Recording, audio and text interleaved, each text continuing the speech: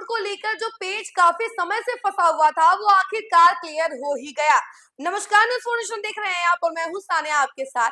पटना के वैकल्पिक हवाई अड्डे के तौर पर बिहटा एयरपोर्ट को विकसित किया जा रहा था। इसमें करीब 151 91.86 एकड़ जमीन भी दिया गया था। इसका लेकर जो है प्रस्ताव भी दिया गया है और इसी को लेकर देखिए अब चर्चाएं चल रही है कि जो काफी समय से पेच फंसा हुआ था, जिसकी वजह से बिहटा एयरपोर्ट का कार्य कहीं ना कहीं रुका हुआ था, तो अब वो कार्य अब तेजी से होने वाला है क्योंकि ये जो पेज फंसा हुआ था वो अब क्लियर हो चुका है।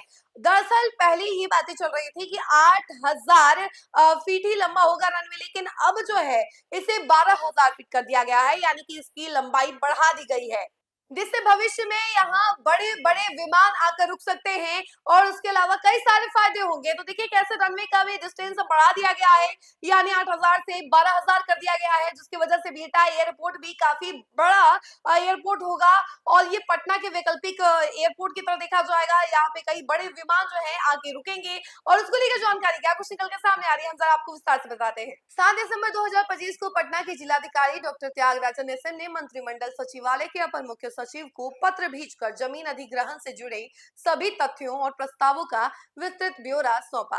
प्रस्ताव के अनुसार मौजूदा एयरपोर्ट परिसर की पूर्व और पश्चिमी दिशा में कुल 191.86 एकड़ जमीन का अधिग्रहण किया जाएगा।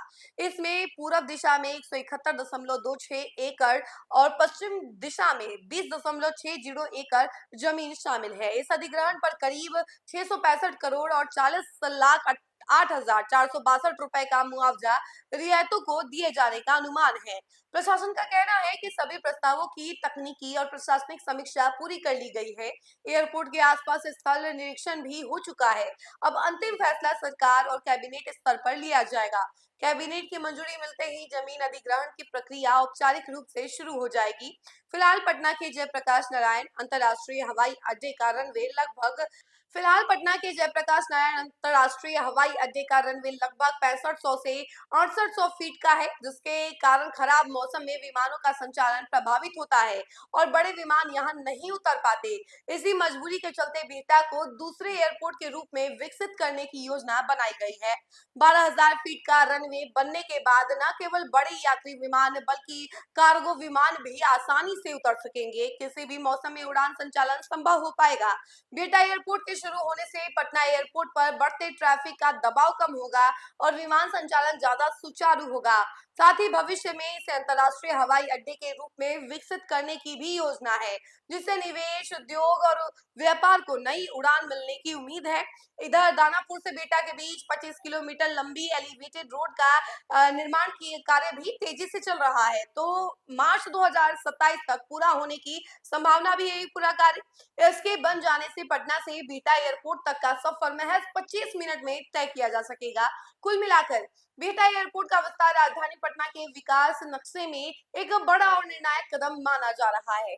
तो देखा आपने कि किस तरीके से पटना के वैकल्पिक हवाई अड्डे के तौर पर बिहटा एयरपोर्ट को भी आप तरजीह मिल रही है, उसे आगे बढ़ाया जा रहा है और खास तौर पर पटना एयरपोर्ट पर जो ट्रैफिक काफी ज्यादा देखने को मिलता था विमानों में, वो ट्रैफिक भी कम होगा और दूसरी तरफ बिहटा एयरपोर्ट के बन जाने की वजह से जो बड़े बड़े विमानों के आने में, लैंडिंग में काफी ज्यादा दिक्कत होती थी पटना एयरपोर्ट पर, वो लैंडिंग में दिक्कत भी नहीं होगी क्योंकि बिहटा एयरपोर्ट पर कई बड़े बड़े विमान जो है लैंडिंग कर सकते हैं, क्योंकि जो रनवे है वो काफी लंबा बनाया जा रहा है।